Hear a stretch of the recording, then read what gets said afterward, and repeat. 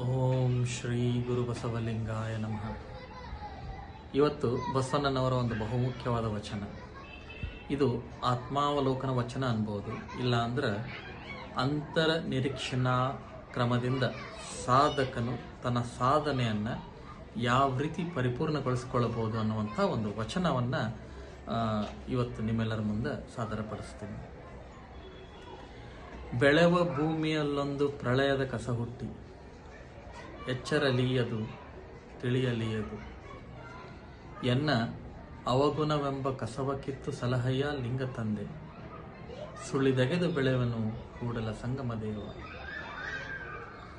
ಬಹಳ ಸರಳ ತಾಯಿ ಭಾಷೆಯಿಂದ ಹೇಳುವಂಥ ಒಂದು ವಚನ ಇದು. ಅಥವಾ ಸಾಧಕ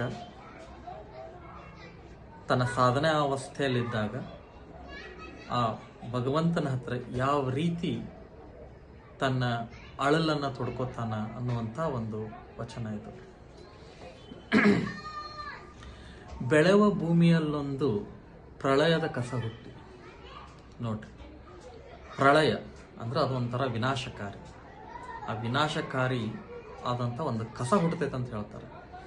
ನಾವು ಭೂಮಿಯಾಗ ಭತ್ತ ಬೆಳಿಬೋದು, ರಾಗಿ ಬೆಳಿತೀವಿ, ಜೋಳ, ಗೋಧಿ, ಯಾವುದೋ ಒಂದು ಬೆಳೆಯನ್ನು ಬೆಳೀತಿರಬೇಕಾದ್ರೆ ಆ ಬೆಳೆಯನ್ನು ಬೆಳಿಬೇಕಪ್ಪ ಅಂತಂದಾಗ ಅಥವಾ ಬೆಳೀತಿರಬೇಕಾದ್ರೆ ಬೇಡಾಗಿದಂಥ ಒಂದಿಷ್ಟು ಕಸನೂ ಹುಟ್ಟುತ್ತಾವ. ಅದ್ರ ಜೊತೆ ಆ ಕಸವನ್ನು ನಾವು ಅವಾಗ ತೆಗಿತಾ ಇರಬೇಕಾಗ್ತದೆ.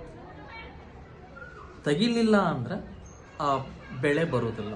ನಾವು ಬೆಳಿಬೇಕಾಗಿರ್ತಕ್ಕಂಥ ಬೆಳೆ, ಅದು ಜೋಳನೋ ಗೋಧಿನೋ ಅಕ್ಕಿನೋ ಯಾವುದಾದ್ರೂ ಒಂದು ಬೆಳೆ ಇರಲಿ, ಅದು ಬರುವುದಿಲ್ಲ.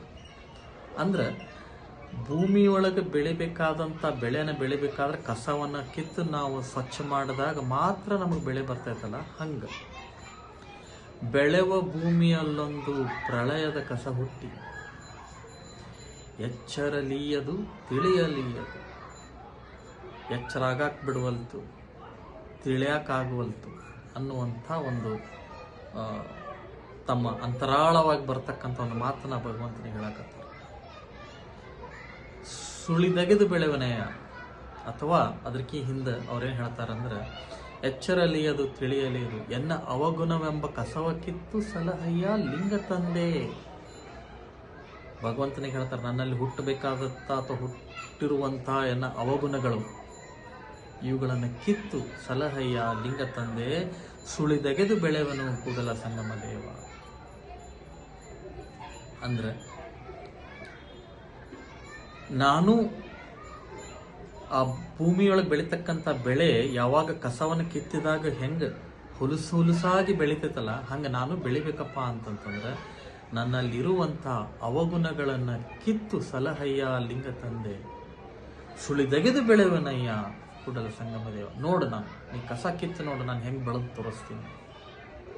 ಅಂದ್ರೆ ಇದು ಸಾಧನಾವಸ್ಥೆಯಲ್ಲಿರುವಾಗ ಆ ಸಾಧನೆ ಪರಿಪೂರ್ಣಗೊಳಿಸ್ಕೋಬೇಕಂತಂದಾಗ ನಮ್ಮನ್ನು ನಾವು ಅಂತರ ನಿರೀಕ್ಷಣಾ ಕ್ರಮದಿಂದ ನಾವು ಸ್ವಚ್ಛ ಆಗಬೇಕು. ಇದೊಂದು ಆತ್ಮಾವಲೋಕನ ನಾವು ಮಾಡ್ಕೊಳ್ಬೇಕು.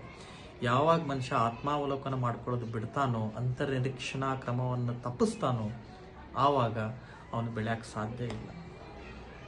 ನಾವೆಲ್ಲ ಬೆಳಿಬೇಕಪ್ಪ ಅಂತಂತಂದ್ರೆ ನಮ್ಮಲ್ಲಿರತಕ್ಕಂಥ ಕಾಮ, ಕ್ರೋಧ, ಮದ, ಮತ್ಸರ, ಲೋಭ, ಮೋಹ ಇವನ್ನೆಲ್ಲ ಬಿಡಬೇಕು. ಅಹಂಕಾರವನ್ನು ಮೊದಲು ಬಿಡಬೇಕು. ಅಹಂಕಾರವನ್ನು ಬಿಟ್ಟಾಗ ನಾವು ನಮ್ಮ ಸಾಧನೆ, ಯಾವುದೇ ಸಾಧನೆ ಇರಲ್ಲ, ಅದು ಏನು ಆಧ್ಯಾತ್ಮಿಕ ಸಾಧನೆ ಅಂತ ಅಷ್ಟೇ ಅಲ್ಲ, ಅದು ಒಂದು ಕೆಲಸದಲ್ಲಿರ್ಬೋದು, ಜೀವನದಲ್ಲಿರ್ಬೋದು, ಯಾವುದೇ ಒಂದು ಬಂಧು ಬಾಂಧವ್ಯದ ಜೊತೆಗಿರ್ಬೋದು, ಅಲ್ಲೆಲ್ಲ ನೀವು ಬೆಳಿಬೇಕಪ್ಪ ಅಂತಂದ್ರೆ ಫಸ್ಟ್ ನಾವು ಮಾಡ್ಕೋಬೇಕಾಗಿದ್ದ ಕೆಲಸ ಏನಪ್ಪ ಅಂದ್ರೆ, ನಮ್ಮಲ್ಲಿರುವಂಥ ಅವಗುಣಗಳನ್ನು ನಾವು ಕಿತ್ತು ನಾವು ಮುಂದಕ್ಕೆ ಬೆಳಿಬೇಕು.